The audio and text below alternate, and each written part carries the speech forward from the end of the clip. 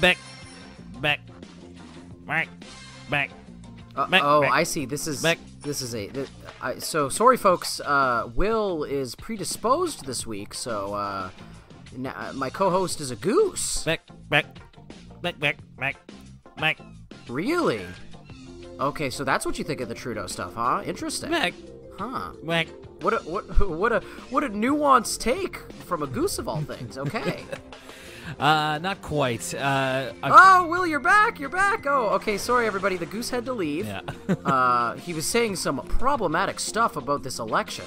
But luckily, I was able to get a hold of Will on short notice. So it's the OG cast back again. ECL reunion tour.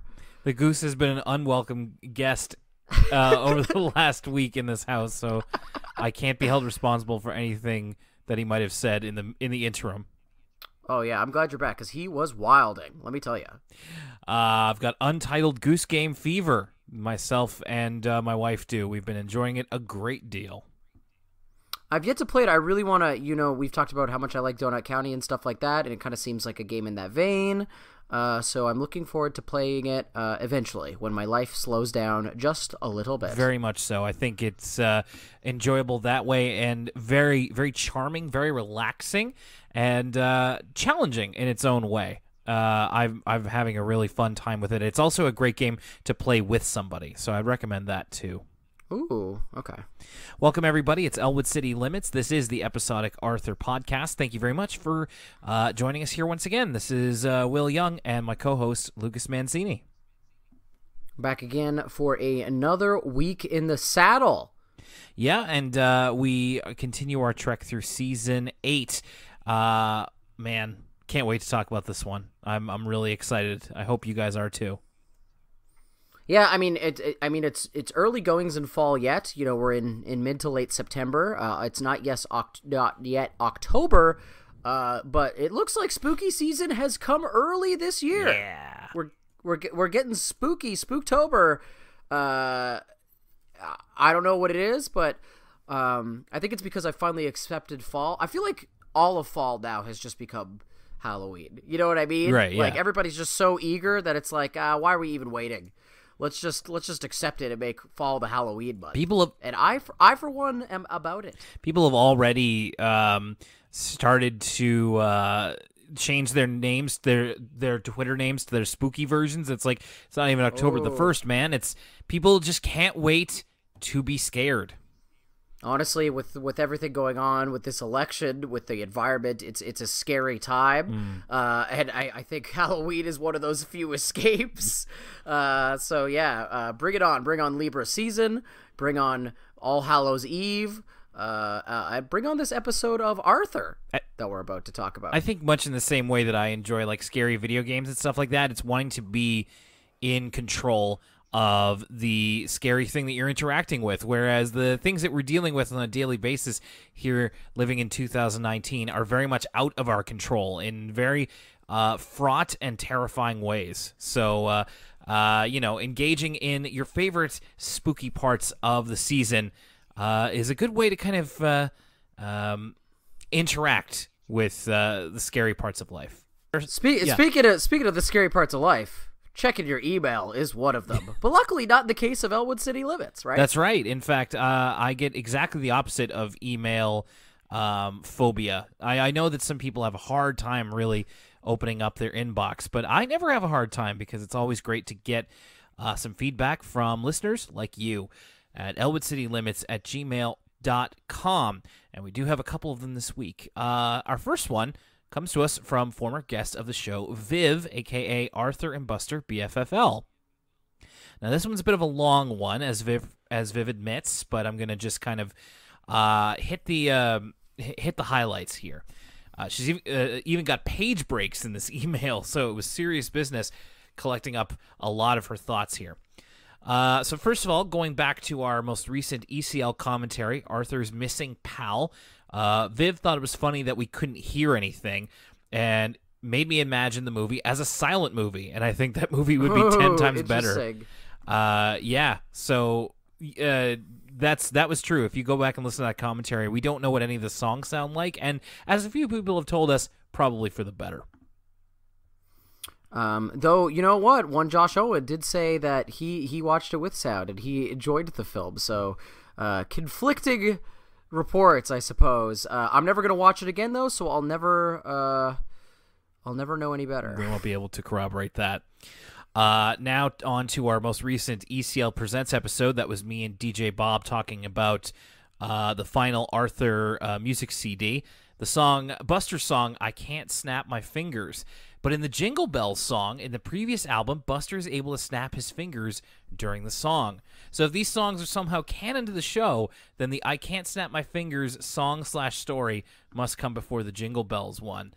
So, okay, more about the Arthur timeline. We talked about it in last week's episode. And, yeah, and we're actually going to get into that a little bit in this very episode we're talking about. So this is very prescient as well.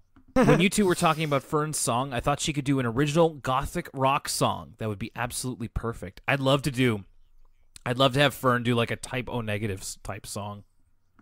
Like drop her voice down really low and talk about Wolf Moon. I would love that. That's like everything I love in life just coming together. Then on to I think this was from 2 episodes ago, the I Hate Martin Spivak episode, the Dear Adil part of the episode. It reminded me when that episode inspired me to get a pen pal. I wasn't successful finding a permanent friend at that time, but I remember someone telling me about this magical place where you're able to post videos of your own creation. YouTube. At the time, it blew my mind that a place like that on the internet exists, and it was very magical for me.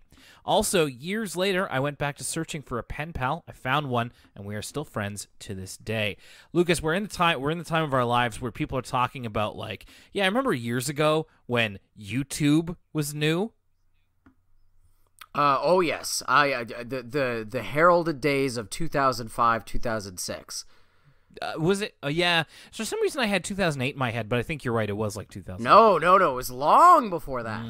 It was pre the Nintendo Wii, which came out in 2006. I would have been in high school when YouTube first came out, and I still, if I think really hard, I can remember what the old layout looks like.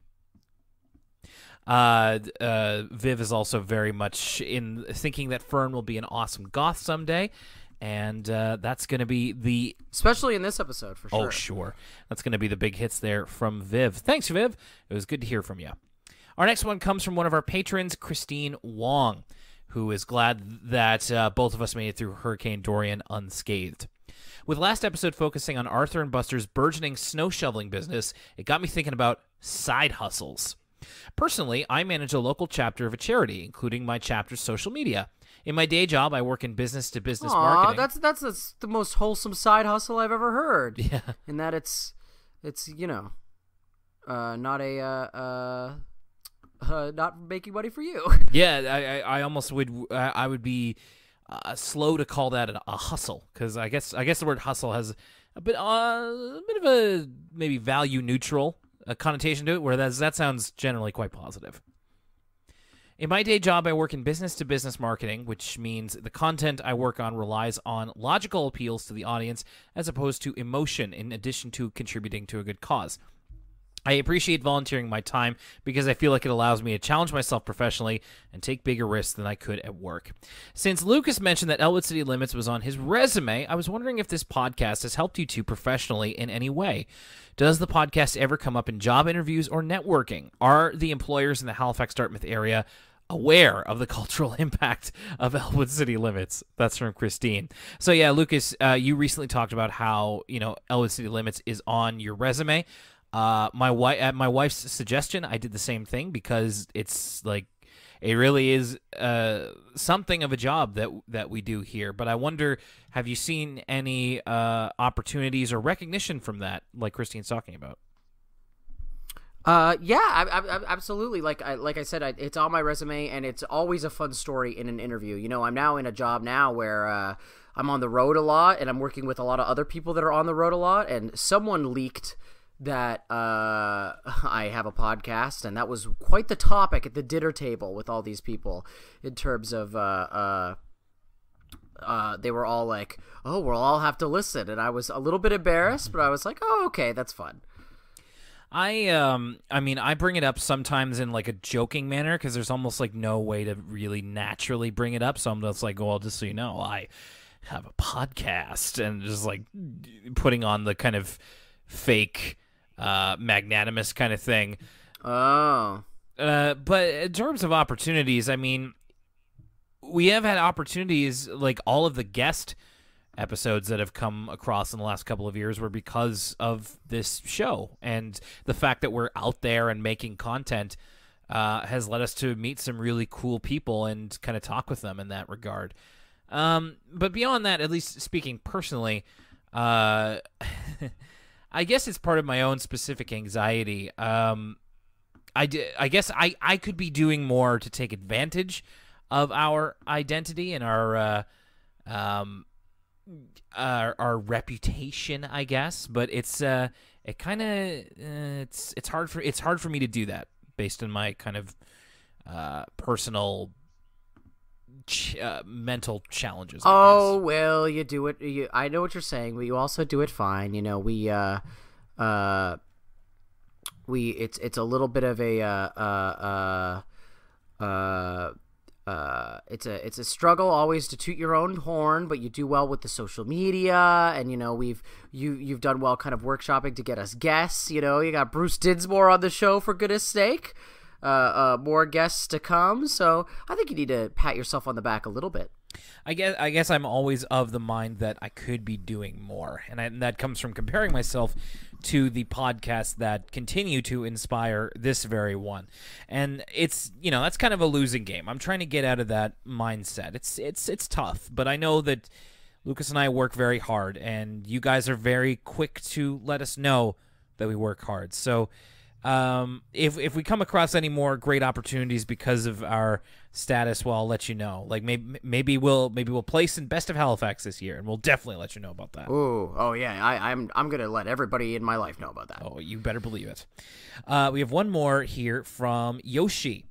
It says, hope that we're both well. Belated congrats on 100+ episodes. Elwood City Turns 100 is my favorite of all time, and I was excited for y'all to cover it, and glad you included clips of the music. I have a theory, or rather some thoughts about Buster, and wanted your opinion. Buster has several different adult men/father figure-ish people who sort of pop in and out of his life. His father, who's a pilot, who he sees rarely. Mr. Morris, who moved away to live with his daughter. Harry Mills, who sticks around mostly, but is no longer dating Bitsy. And Mr. Langley, a gardener in some Season 9 episodes, who, spoiler alert, moves away not long after he's introduced. What's up with this? Do you think this is a conscious choice on the part of the writers? If so, why? So, interesting question here, Lucas. I mean, I feel like it's probably goes along with the fact that Buster is a child of divorce, and you have the opportunity to tell these types of stories and include these types of characters, which is why I was initially pretty positive about the inclusion of Harry into Buster stories, and then he kind of ended up not really going anywhere. They didn't use him a whole lot. I was interested in how we could tell stories about Buster having a father figure who wasn't his father.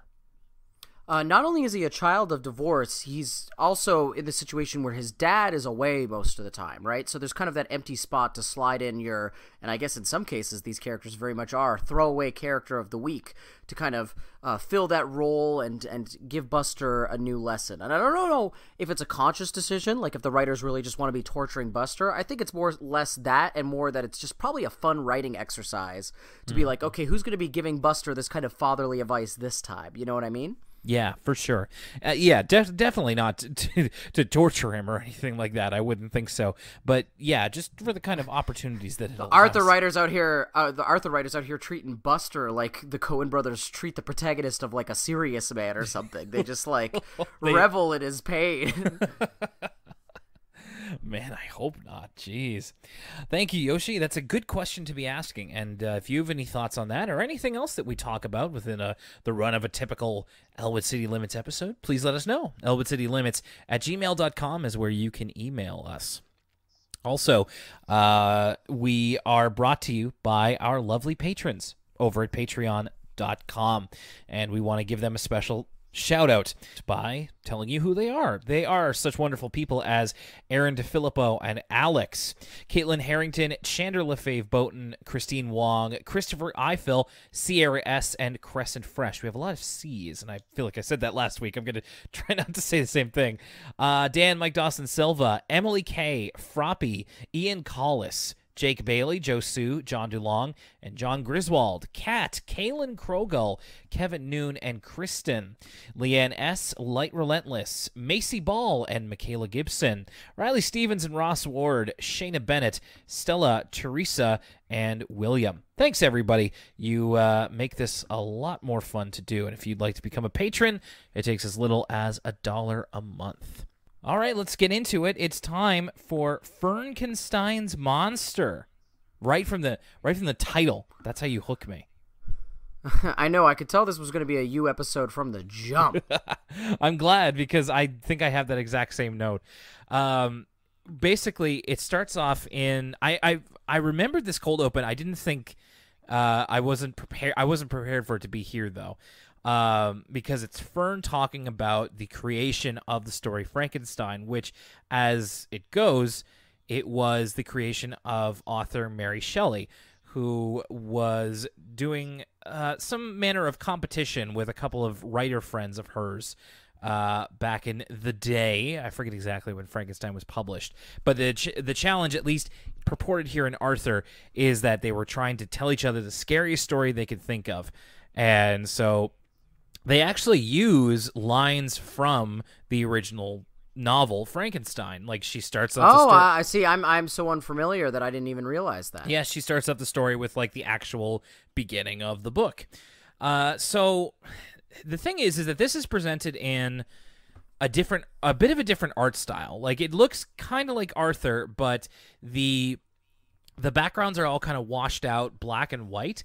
And the characters are very Matt Damon on Arthur. You know what I mean? It's true, but it kind of works in a way. Like, Matt Damon on Arthur just kind of looks odd. It looks like a furry from like a furry convention or something, or just like he looks too human. Where this, like, something about the proportions. Like, usually I think Arthur's characters' heads are really large. Whereas these people have proportional heads to their body, which seems actually pretty small when compared to regular Arthur characters. And then we have these backgrounds where there's some color, but then some other color missing. You can tell they had a lot of fun with this change of art style. It's really interesting because I can't even really tell what it's riffing on in a way. But I was really into this. From the jump, I'm like, okay, this looks like no other Arthur episode I've seen before. And so I was paying close attention. And the sparseness of the background, the black and white, really makes the colors of the characters pop. Yeah, for sure. I called them basically humans. I found them a little uncanny, a little weird, but the art style itself is interesting. In fact, so Mary Shelley tells her story, and it's kind of shows time passing, and she ends it because, of course, if she's telling the story of Frankenstein, it takes a long time. And when she finishes telling her friends, who I imagine people who listened a lot more in their English degree than I did, could probably tell you who these other three authors are. They go over their shocked reactions. I found that their facial reactions were very anime. Oh, interesting. I didn't even pick up on that, and, you know, I'm the anime guy. Well, their faces are very, like, not in the style, not meant to be very cartoony. They're meant to be a bit more realistic, but when they have their eyes open, I don't know, it's just kind of reminded me of, like, an anime. Like, I don't know, like, maybe something a little bit more down-to-earth, like, say, a Death Note or something, like a shocked reaction. Okay. I take a potato chip and eat it, all that kind of stuff. Yeah. So Mary Shelley's story scares them.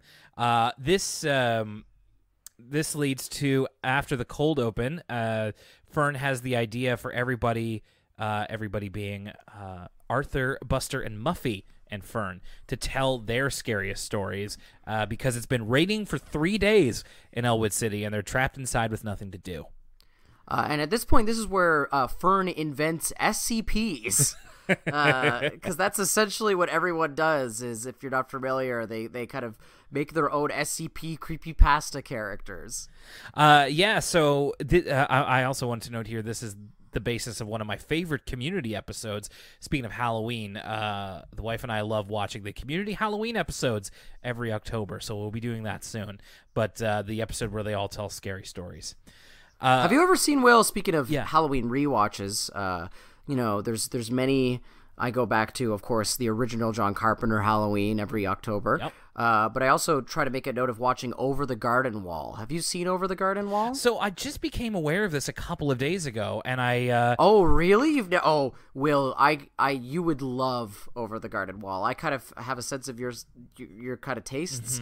I think you would really, really enjoy it. I'm really interested to watch it. I kind of just read up about it on Wikipedia, and I saw a GIF or two of it, and I really like the look of it. So I'm gonna try and track it down very soon, and hopefully I'll be able to watch it in time for Halloween. So, but thank you. I appreciate. I had never heard of it before this year. Oh wow! I'm so excited for you. You got to make sure to go in completely cold because it's quite a delight. Also, though it's a miniseries, so the same rules don't really apply. It also has his own throwaway character of the show that is a highlight for me, which is the Highwayman. Be on the lookout for the Highwayman, okay? Because he is my throwaway character of the show. I also think that I was confusing it with. There's a children's show with. I mean, this is an animated show. But there is a show intended for small children that has a very similar name, and I think I was kind of confusing it with that. Oh, something in the garden. I think I know what you're talking about. In the Night Garden. In the Night Garden. It's like a Yo Gabba Gabba type thing. Kinda, yeah. So I think I just thought that's what that was. Okay, over the garden wall. I'm gonna be looking out for it. Yeah, so everybody kind of does their passes at a scary story. Buster's is basically just thinking of the scariest thing he can imagine, which is first a vampire, then a giant radioactive lizard, and then a lizard vampire, which is the only difference between the giant lizard and the vampire is that now the lizard has a Dracula cape, which I thought was funny. And then Buster's just and it was really scary, the end. Muffy's whole thing is a story about a girl who goes dancing in a really pretty dress at a... For a hot second here, I thought Muffy's was going to be a parody of the movie They Shoot Horses, Don't They? And I was like, what? And then, but luckily, another second went by and I said, okay, no, it's just about Muffy at a dance. But for a split second here, when Muffy was there was a girl and she danced and danced and danced, I was like, is this a parody of the movie They Shoot Horses, Don't They? Where the girl dances so much she dies? I've only heard of the name, so I'll take your word for it. But yeah, that movie's about a dance till you stop competition, and they dance till they stop. Spoilers for They Shoot Horses, Don't They? Okay, now is it like a potential Halloween watch? Oh, I have no idea. I've never seen the movie. I just, it was one of those movies where I think it's similar to you. I read it out about Wikipedia because it came up there's a YouTube video that's every single movie where they say the name of the movie in a part of the movie. Oh, yeah. And of course, They Shoot Horses, Don't They is a line from the end of the film. And I was like, this is a crazy conceit for a movie. Okay, Over the Garden Wall. I am placing a hold on it at my local library, and I'm first in line. In case, and I'll update everybody as I go along here. Perfect. That might be some filibuster fare if we have a week off coming up. Could be.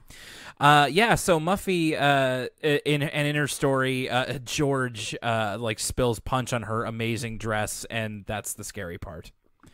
And then finally, Arthur's story is that he tells a story of these.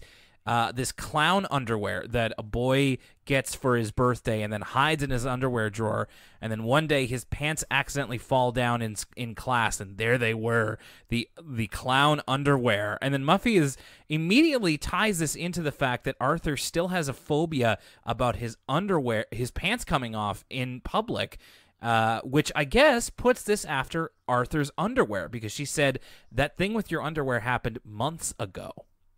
Yeah, Arthur, you got to get over your underwear obsession, I think is a line that she says, which is a very funny thing to now know is said in an episode of Arthur. True lines that actually happened.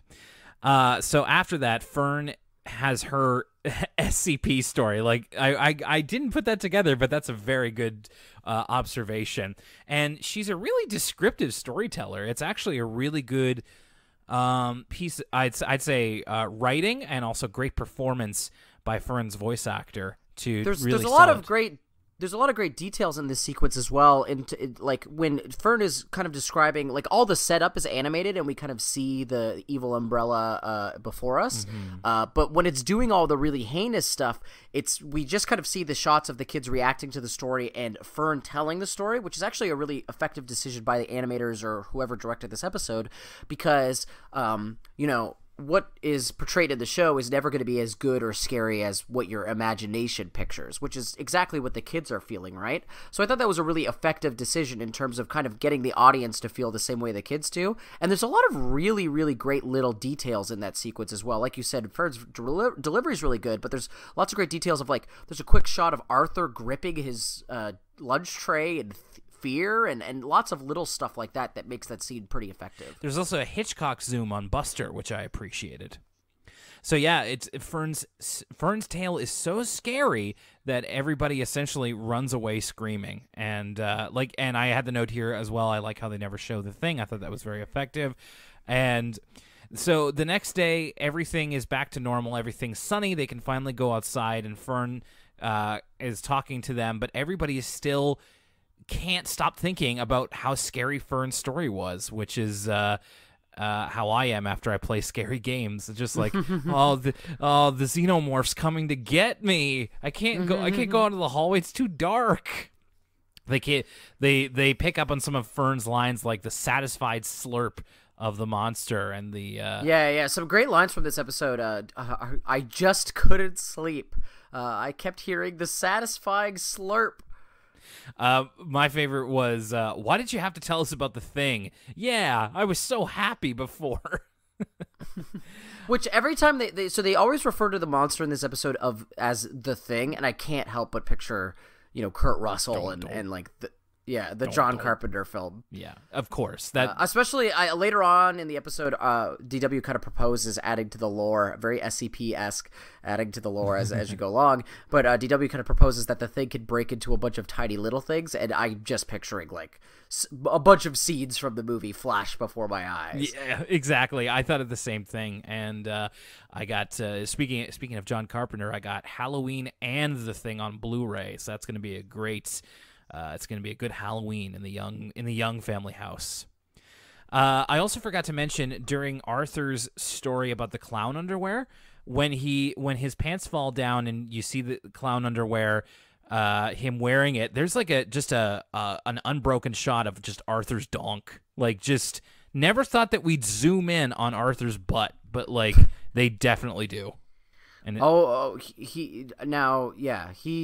got to be careful what I say here, because I almost said 3 things that I thought would be funny, and then I was like, actually, Lucas, you know what? Let's just move on. It is what it is. It's just a little odd. I never thought that we would focus on Arthur's rear this much. There's so many things I could say, but some things are better left unsaid. But yeah, best kept off air. And listeners, you can make your own jokes, but don't send them to us. Just keep them in your head, and I'm sure they're fine. So Fern, kind of laughs at how scared everybody is, and she says, "I could think of an even scarier story than that if I actually tried." And man, I want to hear Fern's scariest story so bad. It's actually, Will, it's disappointing because her scariest story is the scariest story of them all, which is our current climate emergency. Ooh, there's no scarier story than reality. Maybe that's it. Reality is a story told by Fern. Oh my gosh. She's the storyteller behind it all. It's like the never-ending story. Oh wow. So her friends are literally avoiding her. They're terrified of her. Their overreaction to this is kind of comical. Arthur sees her like lugging what he finds to be a sack of books, but first it looks kind of like she's lugging a dead body or something to the library, and it's filled with Scare Your Pants Off Club books. second part of this story takes place at the library. Fern's bringing all these Scare Your Pants Off books for a book sale, which Miss Turner is wondering why she's doing that, and she said, well, ever since I read stories like Frankenstein, Scare Your Pants Off seems a little tame, which I love that this whole episode is a sly advertisement for the story of Frankenstein, which is one of my favorite books. A little bit above the reading level of some kids who might be watching this, but I imagine that there might be some other kids who have at a higher reading level who would be ready to read something like that. Even in like your illustrated classic sense, or even just to check out like the movie or something. Again, movie, one of my favorite movies ever. Love it. I love Frankenstein. Wait. Which Frankenstein adaptation? The original, the black and white version. Oh, with Boris Karloff or whatever his name is? Yes. With okay. Boris Karloff and Colin Clive. Yeah, no, I watched that a couple of times during my film school days, and yeah, I love that movie to death. It's so good. I just love the Frankenstein and Frankenstein's monster as characters. I'm watching a show right now called Penny Dreadful, which is kind of schlocky. It's very sex and violence, and it's not exactly meant to be high art, but Frankenstein and Frankenstein's monster figure into that, and that's one of my favorite parts of the show. Well, as we've discussed, Will, I only watch high art television shows such as Arthur and WWE Raw and Love Island. I don't know if you've heard of it, but it's pretty nuanced, pretty highbrow. So I don't know if this is for me. Okay, I understand. My wife makes fun of me for watching Penny Dreadful, so I like it. Whereas she would see me as the intellectual I am for watching Love Island. Me, an intellectual, WWE SmackDown. Exactly. So Arthur, Buster, and Muffy and DW come to the book sale, but Buster gives them cloves of garlic to ward off Fern, and Buster has a line. Yeah, this part is like a great little detail of this episode is that he just says Prunella said they would like repel evil or something, and I just love this idea that like whenever the kids need any sort of like spiritual advice, Prunella's always there. Like Prunella is like basically the caricature of in a horror movie when they bring in someone to like exorcise the ghost, or there's like the specialist they go see that like tells them, oh, this is Pazuzu from Mesopotamia. I've seen this before, like that kind of character. This is Bagul. Yes, exactly. That one actor that's in all of those movies with the glasses that like sometimes he plays a blind guy. Do you know who I'm talking about? Like Vincent D'Onofrio. Yeah, exactly. Prunella as portrayed by Vincent D'Onofrio. That would be awesome. Henry. Now I'm just picturing Prunella as Kingpin, like Henry Screever. You embarrassed me in front of Vanessa. So Fern is helping Miss Turner run this book sale, and Buster like brandishes, like he was waving the clove of garlic at her, going, "Begone, Queen of Darkness! Your powers mean nothing here." Begone, thought. Yeah. And Brunella's like, I'm not the Queen of Darkness, and then they have the lights accidentally go out, and because, as Miss Turner calls it, electrical hubris, which is the name of my new album, but it's because they put in this big fancy sign for the book sale, and it blew the fuse. They actually name drop a couple of books here, including Captain Underpants and the Wrath of the Wicked Wedgie Woman. Oh, I didn't pick up on that. Yeah, classic. Yeah, so Miss Turner's talking about all the other non-scary books that they have at the sale, like Captain Underpants and Old Yeller, which is a kind of a sad one. Captain Underpants as the funny one. This would have been right around the time when I would have discovered Captain Underpants, so like The Wrath of the Wicked Wedgie Woman would have been probably the newest one, which is right when it was like cresting that initial wave of popularity. Like after, we're talking like the first 4 or 5 books. I loved Captain Underpants when I was a kid. Oh yeah, hitters from front to back, like certified slappers. And that was also a big item for the Scholastic Book Fair that would happen every once in a while. I'm pretty sure I got all of my Captain Underpants books from the Scholastic Book Fair. Now, was that something that you would have done?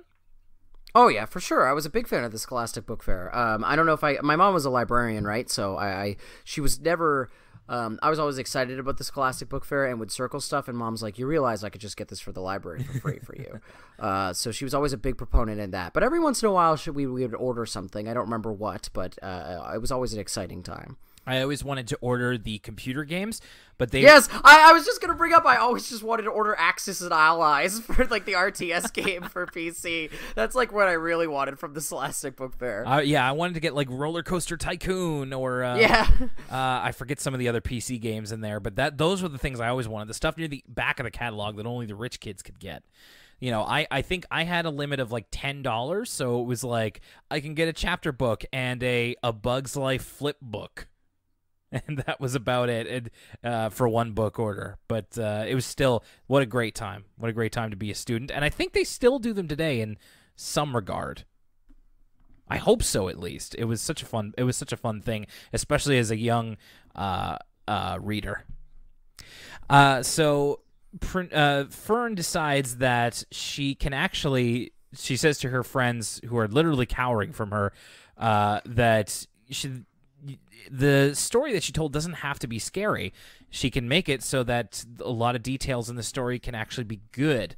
And I mean, this isn't a comment of the episode, but I did not like this, of just like having to kowtow your original vision because fans think it's too scary.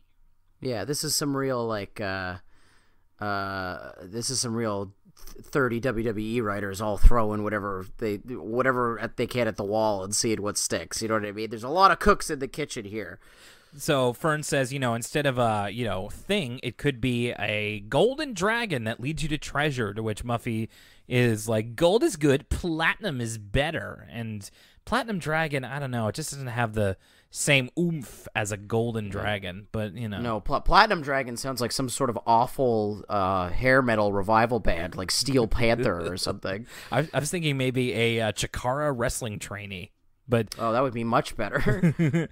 But they kind of catch on, and Fern can tell stories other than that. But the episode ends with something that I actually really appreciated, which is DW, who said, is like screaming at Fern, stop, that's not how the story went. And Arthur's like, you didn't even hear the original story. But DW's been around as Arthur's been probably just pacing the floor, just talking about the satisfied slurp and the talons and everything.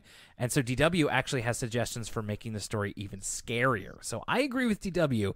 Fan edits ruined this story, but if we get back to what it's originally all about, it's kind of like the Halloween movies. The studio interference ruined some of the later movies, and then what you had to do is you had to get back to what it was all about, which is why this new Halloween movie was so good. Anyway, that's my interpretation. I still haven't seen it. So I got an order in from Amazon recently, and I bought that movie.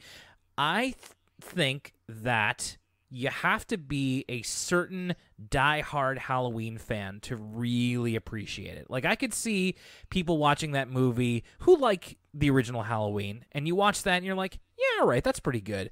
I love it because Halloween's one of my absolute favorite movies, and I'm such a fan of Michael Myers and Halloween and everything, and I thought this was just a slam dunk, and I can't wait to do a double feature with the original this year. I would really recommend. I would recommend you see it at least once. Oh yeah, I'll definitely check it out when it Spooktober's almost here. It's gonna be all horror movies all month. So yeah, baby. I'll take the opportunity. All right. So DW takes Fern away. Like you said earlier, it's like, what if the thing turned into a bunch of little things? And Buster and Arthur cover their ears and go, "We can't hear you. We can't hear you." And that's how that ends. All right, so we go from something spooky, and we're going to get into something a little bit less spooky right after this. And now a word from me, Lucas Mancini of Elwood City Limits. Don't forget to chat with your Elwood City Limits pals on social media with facebook.com/Elwood City Limits or at ECL Podcast on Twitter. We also have a Tumblr, elwoodcitylimits.tumblr.com, and an Instagram at Elwood City Limits. If you want to send us a question, send us an email and get it read on the show at elwoodcitylimits@gmail.com. You can find the entire episode archive at elwoodcitylimits.libsyn.com or on your favorite podcast service. If we aren't on your preferred podcast app, let us know, and we'll do our best to get on it. Thanks as always for supporting us here at Elwood City Limits. Now, back to the show. So we go from a Fern episode, which, first of all, great, like, no notes, excellent, to what is secretly a Binky episode. We should be lucky. Not only a Binky episode, right? This Binky episode really came out of nowhere because it's called DW's Dancing Queens. So we're like, oh, it's a DW episode. I think I even said that last episode where I was like, oh, DW episodes are always kind of fun. Nice change of pace. But this is a Binky and DW combo, which we haven't seen for a minute now. Not since like season 3 or 4, right? Mm-hmm. And as we get into this, I wonder where this might be in the timeline of things, but we'll get into that in a second. The cold open is talking about what if different people were teachers other than Mr. Ratburn, who is giving a particularly boring lecture on plows, like different types of plows. Once again, similar to the cold open of the last episode we watched, immediately engaged with this one. It's hard not to be. Yeah, so Arthur's examples are Buster, who comes in riding a motorcycle and is like doing the, something like I effing love science, and just like, hey kids, if you mix these two chemicals together, they explode. It's not only that, though. It's the bike, it's the sunglasses, it's the jacket, the keytar music that's playing in the background. Yeah. This is real, just something special. I think Buster looks a little bit like Joey Janela here, the bad boy. There's a lot of Joeys he looks like. He looks like Uncle Joey from Full House. Mm-hmm. He's got that vibe of the teacher from Boy Meets World. That's like the cool teacher who has the motorcycle. Like, oh yeah. I know. There's a lot going on. There's a lot going on with this. He imagines Brain as a teacher who creates a device that allows him to beam lessons directly into his students' heads. So it's like a wave goes over them, and then suddenly the students know everything about the dingo. And then very Matrix. I know kung fu. I know the dingo. And Binky is his final example, but even in this one, Binky's trying to demonstrate a math problem and then screams at the heavens, everybody knows I'd be a lousy teacher, even in a fantasy. So a little bit meta here. I appreciated that. And this is where I realized, oh, it's a Binky episode, because it ends with kind of the spotlight on him and him supposedly not being a very good teacher. Now, can you do 17 times 12 off the top of your dome? Okay. Yes. Hang on. Because I most certain, gun to my head, I'm dead man. I'm splattered all over the floor if you give me 17 times 12. There's no way you're going to be able to do this in your head. That's crazy. 194. I mean, I have no way of. Let's just use the calculator on your. Oh wow, the hubris! Use a calculator, he demands. Let's take a look. No, I'm serious. I'm just joking. I'm just joking. I 17 times 12. Use a calculator. Look it up. What was it again? What did you say? I said 194. So you're 20 off. It's 204. Oh man. Wait, no, not 20. Wait, see, shows how good I am at math. You're 16. Wait, no, 20 off. Because 17 times 10 is 170. Well, I really don't like doing math. I really don't want to talk about this anymore. No, actually, you're right. I am off. It was... Hang on. No, I think it's still 194. No, it's 204. Will I just did the math. I just plugged it into the computer. Okay. I believe you. I believe you. I'm wondering how I counted that up wrong. Anyway, I am also not great at math, but am discovering lately that my mental math is actually not bad. But it's not perfect, kids. It's okay. I don't have to be the best at everything. But thankfully, I have a fact checker here with me. So 17 times 12 is indeed what Binky couldn't solve as a teacher. So the idea of this episode is that the preschool kids, the kids from DW's preschool, are being paired up with a buddy at Lakewood Elementary, which is why DW is around the cafeteria at the beginning of this episode and telling embarrassing stories about Arthur, much to his chagrin.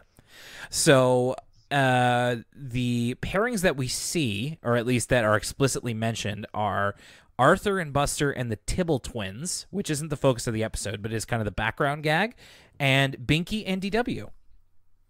Now, this kind of purports that they've never met each other before, which is... Yeah, and in fact, now that you kind of mentioned, like, asking where this takes place in the timeline, I feel like the last Binky and DW episode did involve ballet.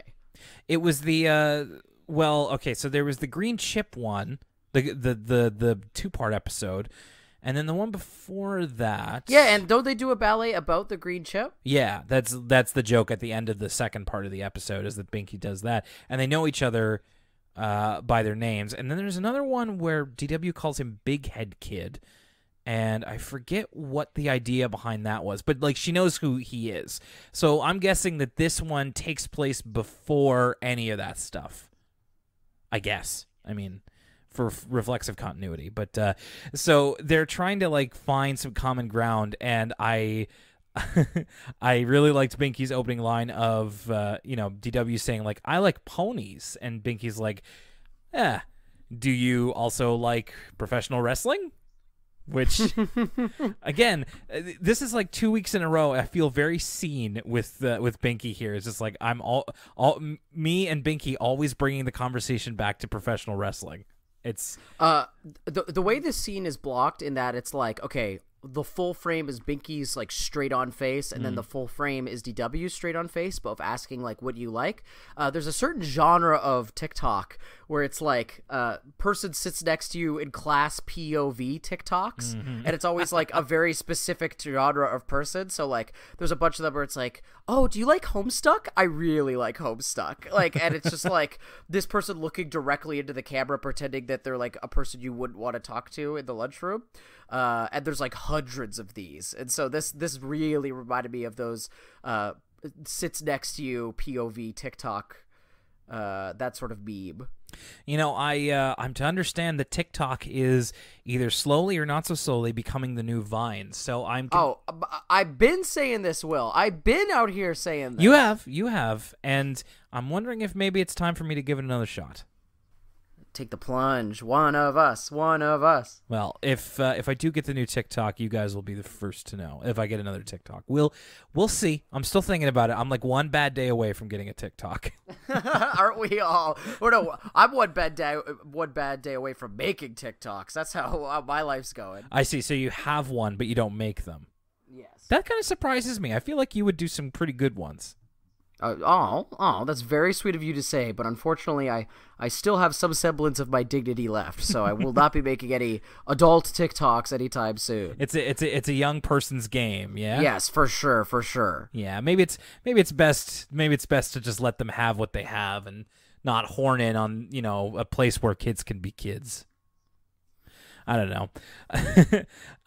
So Binky also mentions the names of two wrestlers, Hannibal the Head Masher and Brutus the Bone Crusher. Always interested to hear fake wrestling names.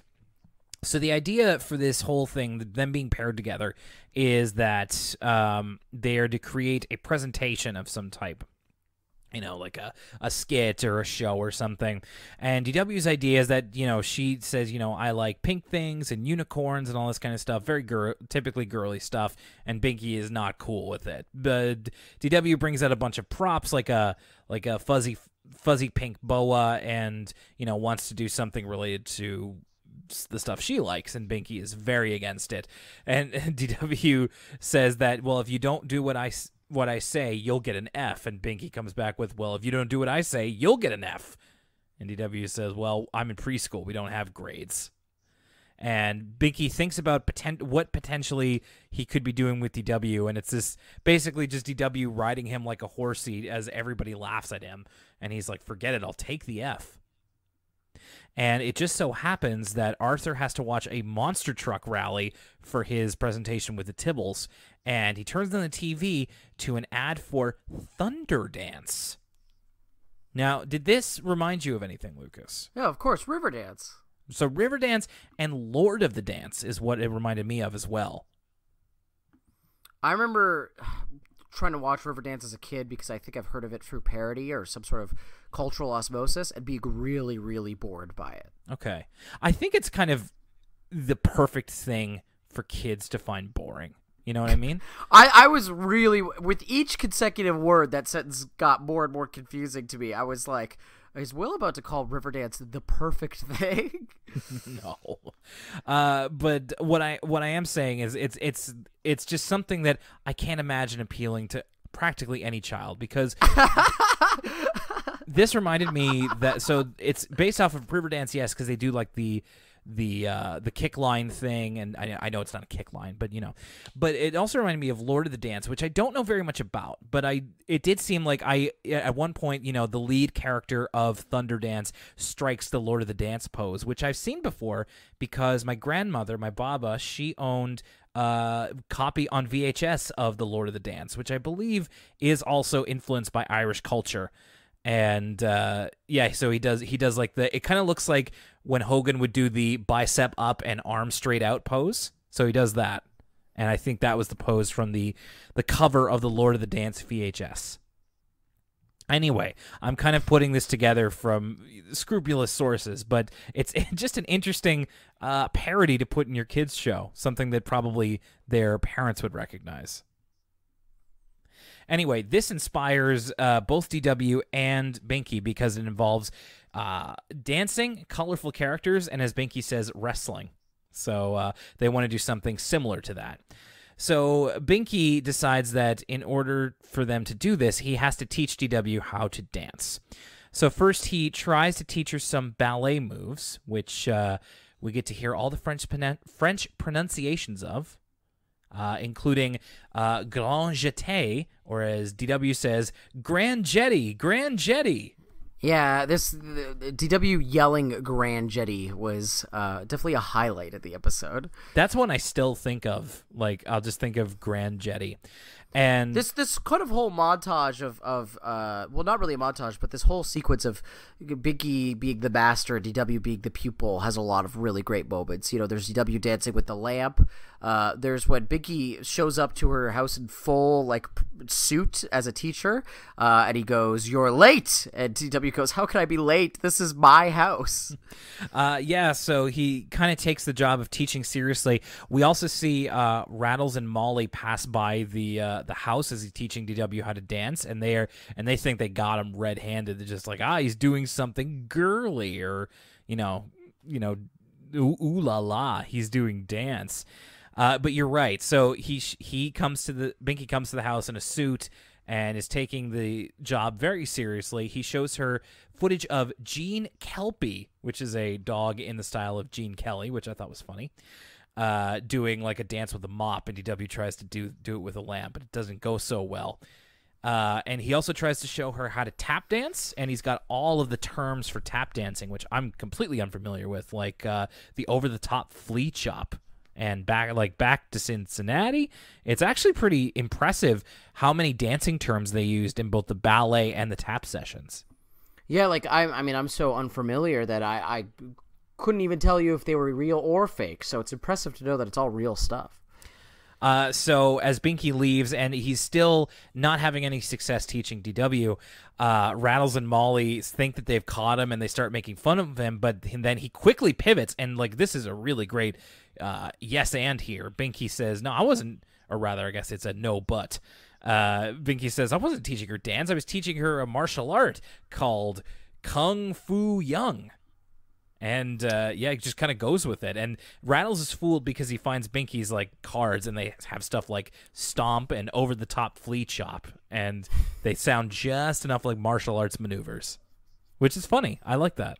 And then they're kind of indignant. They're like, Binky, why didn't you teach us Kung Fu Young? Exactly. So now Binky's got two things that he's teaching. He's teaching Kung Fu Young, which is really just dance moves, to Molly and Rattles, and he's trying to teach DW, but he runs into the problem with both of them in that he's not a very effective teacher, because this is actually a problem that I've run into in the past. Like, I find it hard to teach people things sometimes because when I know how to do something, it becomes inherent knowledge, and it becomes hard to communicate like why you do something or the certain way that you do something, because to me, I've just always done it that way. So it's hard to communicate. It reminds me of my Italian grandmother, who, bless her heart, is probably the best cook I've ever met in my life. But in terms of when she tries to teach someone else her recipe, it's impossible, because she'll be like, a little bit of this, a little bit of that. Like, she just, much like you described, can't get the knowledge out of her head because it's such second nature. Exactly, and I imagine it's something that other people deal with as well. But I've related to it myself, and like Rattles and Molly, like DW kind of also gets frustrated with Binky's method of teaching, but Rattles and Molly are like literally tell him like, well, we don't know this stuff, we don't know what you mean by this term. And Binky's like, well, I thought everybody knew what that was, but it's because he's had training in dance that he knows what it is. And would it kill you to say something encouraging once in a while? So we get a little montage here after Binky kind of realizes his mistake of him training all three of them, and it's kind of nice. I like just the kind of feel goodery of it all. While he's showing DW how to do I guess a pirouette, he gets his ankle snagged on the carpet and twists it, so he can't do the final dance number with DW at their presentation. But he finds a solution, which is to combine what he's been teaching, the Kung Fu Young he's been teaching with Rattles and Molly, with DW's dance moves, and it actually goes over pretty well. What did you think of? I loved Rattles' vest here. It is it is a look and a half. Yeah, no, fit check on everybody involved. It's nothing but heat. From DW. DW's to Rattles' vest. DW's got the all green ensemble. She's ready for St. Patrick's Day. Molly's just straight up dressed like a VSCO girl.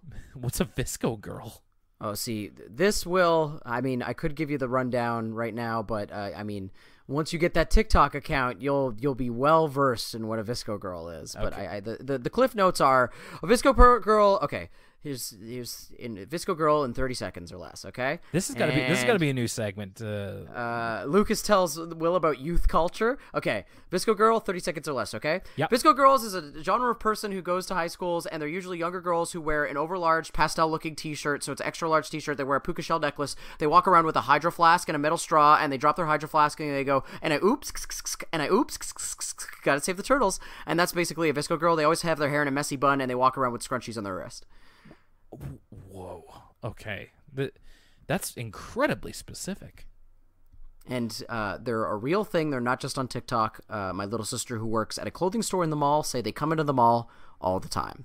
Now, do they actually say, and I oops in real life? I'm not sure. But they certainly do on TikTok. That cow's shirt makes so much more sense now. Did you see that? Did you see that like a week or two ago? Wait, there's a cow. There's a cow's VSCO girl. There's a cow's VSCO girl shirt. No. Okay. And Stop the podcast. This podcast is going long. This is a long one, but I have to. That is the craziest thing I've heard. Now week. It could very well have been a parody or something, so I can't claim it's 100% real. But I saw that and I'm like, I know what anti-oop is, but then it was this thing, and okay. I have to. This must be found. Let me see this. This is. Okay. And so that led me down a rabbit hole of figuring out what it means, because I associated that with like ASMR, but I guess that's not what that is. In a game of cones. Okay. The cow's website, pretty bad, eh? Okay, just a second. The Cows brand, pretty bad. Oh, okay. How could you say that with such products as Moolander, which I didn't even know kids still knew about? Highlander. Just a moment. Okay. Moo Down Here. That's an It parody. Cow Story. Moo the North. I found this on Twitter. So, Proudly Canadian. That might be a parody. Regardless, it's a bit too specific. It's got to be. Regardless, I need you to send me that ASAP. I'll do my best to find it. I really will. But this is all new to me. This is a lot to take in at one time. I gotta be honest. It just seems incredibly specific to me. Like all these things that you mentioned. But we haven't even gotten into e-girls. Do you know about e-girls? No, like that might be something for another podcast, because I think there's only so many TikTok descriptions the audience will allow us. But okay, so last question about this. These things came into popularity from TikTok? I don't know if TikTok. I think so, actually. I think TikTok is the origin of the VSCO girl. I mean, VSCO girls came into popularity from VSCO, and then people on TikTok started making fun of them, and then it kind of became this its own thing. Okay. All right. I'll look this up on my own time, because I'm sure that some of our younger listeners might be screaming at me that I don't know what this is. Anyway, the end of the episode, which we're at right now, is that DW's thing went over really well. Riles and Molly are none the wiser that they actually performed ballet. They just thought it was Kung Fu Young. And Binky gifts DW his first pair of ballet slippers, which he is far too small for, but she'll grow into them. And Binky says that you got to listen to your heart, listen to the beat, listen to the rhythm of the street. And when I was a kid, I felt so smart that I recognized the Arthur lyrics. No, this is like a top 10 Arthur ending. Like this Really? gave me like Art Garfunkel walking into the distance vibes of like the music kind of swells in, and Binky's like, you gotta listen to your heart, listen to the beat. And they're like, Binky, where'd you hear that? And he's like, I don't know, I just heard it somewhere. And I was like, oh, it's something about this ending, it just puts a warm feeling in my heart. Yeah, and there's like DW trying on Binky's shoes and kind of going like, whoa, which is it's cute. I thought I liked it. It was nice. And what's wrong with nice? All right, like you said, we're getting a bit on here, but before we say goodbye, of course, let's talk about these episodes. Lucas, your thoughts on Fernkenstein's monster? I loved Fernkenstein's monster. Just the SCP nature of it, of all these kids kind of just coming up with these really creative horror things. I think I'm ready for Halloween. I'm ready for Spooktober. So I was really kind of fiending for this sort of episode. It's a really great Fern episode in that it's not really based on any anxiety Fern has or anything like that. It's just her being a better storyteller than the rest of the kids, and them being so scared they're like avoiding talking to her, which is kind of a ridiculous situation. And it almost goes too far where I'm like, these kids are being so unreasonable over nothing. But that doesn't act, it's a really concise episode. It feels really short. I'm not sure if it actually is shorter or not, but it feels like it flies by, where it's just them telling all their stories, them freaking out about Fern, them all meeting in the library, and then kind of realizing the monster doesn't have to be so bad. But it's like boom, boom, boom, never a dull moment, and there's tons of quotable moments in there. You know, I just couldn't sleep, the satisfying slurp, well, that's Frankenstein for you. It's a work in progress. All that stuff is really good. The cold open, it's a fun episode. Unsurprisingly, I loved it too. It's a Fern-focused episode, which is always extra points in my book, and it's very celebratory of both reading and the art of storytelling, which I think is really cool. I loved that they made a thing out of like telling each other stories, which I feel like is a little bit of a lost art these days. And and of course I loved the slobbering over Frankenstein. I love Frankenstein. So it really feels like an episode made for me. It pretty much ticked all the boxes.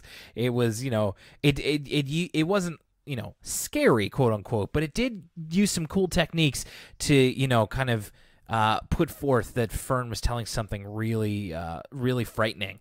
And there's not too much to say. I just really, really loved it. It's definitely my favorite of the season so far. And it just made me really happy. Now, not quite as intensely, but I did really like DW Dancing Queen as well, because, of course, I was so pleased that it was a Binky episode. But also, I do love the chemistry that he has with DW. I find that they really bring out the best of each other in those types of episodes. It's usually like, if depending on the pairing of two certain characters, it can really make an episode that much better. Like Binky and DW, Prunella and Marina, Arthur and Buster, and so on and so forth. I thought that this was an interesting one, very, very light, but also uplifting. I liked the whole idea of Binky both learning to teach dance and kung fu young. I think that was a really fun way to kind of add a bit of a wrinkle to this story. The stakes aren't very high, but I think it was still a lot of fun to watch. Yeah, no, sometimes the stakes don't need to be high. You know, when I realized this was going to be a DW Binky episode, I could almost pre-add it to I'm actually keeping a list of my favorite episodes this season because I got tired of forgetting which ones I liked and reading the Wikipedia article of all the episodes of the season at the end when we do those kind of recap episodes. Yeah. So I was like, gosh darn it, this time I'm actually going to mark down every time I feel especially good about an episode, and these two got added to the list, right? Including DW's Dancing Queen. I'll always be a sucker for a Binky episode, let alone a Binky and DW episode. They play off each other so much. I mean, this whole episode's kind of dynamic is summed up in that one sequence where Binky's like, well, do you like wrestling? And DW's like, what about ponies? Again, lots of great quotable lines. Do you like professional wrestling? How could I be late? This is my house. Of course, I can't read your flashcards. I can't read. I think Mr. Barnes has a few screws loose. What's a plie anyway? Just nonstop good writing. Fun stuff from the tough customers with being confused and thinking they're learning a martial art. You know, we get the Binky being into dance, and he's frustrated over not being a good teacher. I don't know. I thought this episode was kind of a joy to watch from start to finish as well. Great 1-2 punch this week. Yeah, really. And it picked up the spirits yesterday. I came home from work yesterday. I was not in a great mood, and I watched this episode, and I felt immediately better. Such is the power of Arthur, and I think we continue to discover that as we keep doing this show. And that's going to do it for us for this week. All right. Thank you, everybody, for listening in. And we may be coming at you. The next episode of Elwood City Limits may just have a very special guest as part of our lineup. Oh, yeah, that's exciting stuff coming up. I guess this episode's coming up on Friday, right? That's right. Oh, well, Friday, maybe Saturday, but Saturday. I'm gonna try for Friday. Either way, if you're listening to this now, you know we have the Elwood City Limits Teespring store. Mm-hmm. I'm gonna try to put up a pinned post whenever this episode comes out on the socials, specifically Twitter. If you don't want to type in the big long Teespring / Elwood city-limits-store on. I know that URL is a little bit clunky. What are you going to do? But I do have some good news, and that is you can now get, for the month of October, we're celebrating Spooktober by giving you 30% off everything in the Elwood City Limits Teespring store. Just type in promo code Binky. That's promo code Binky at your checkout, and you're going to get 30% off. So come on, girls and ghouls, head on over to the Teespring store, get some merch. We got some, tasteful tanks and T-shirts, and they come in different flavors, both white, black, or what I would recommend, classic Arthur yellow, as well as a hoodie as well. Word. I'm going to have to cop some of that myself. And enjoy the month of October. We are happy to make it an even more celebratory time of the year by giving you a special discount over at our Teespring store. And thanks to everybody who showed interest in it. This is your chance to cop some of that sweet ECL merch at a discount. Of course, what discount word could it be but Binky? Coming up next time here on Elwood City Limits, and perhaps with a special guest at hand, we're going to be talking about the episodes Vomitrocious and Sue Ellen Chickens Out. Oh, this season has been hitting all the hitters, okay? We got a Binky episode, we got a Fern episode, now we're getting a Sue Ellen episode? What riches. It's a full bag of candy, isn't it? Oh my goodness gracious. It really is Spooktober, Will. And we'll be seeing you in Spooktober very, very soon. My name's Will Young, and for Lucas Mancini. Before we go, can I just hear from the Goose? I think he's still around here somewhere. Is the Goose still in the studio? Yeah. Sorry. One second. Hey! Yeah. I'm Lucas Mancini, and for the Goose, Mac. see you next time, everybody.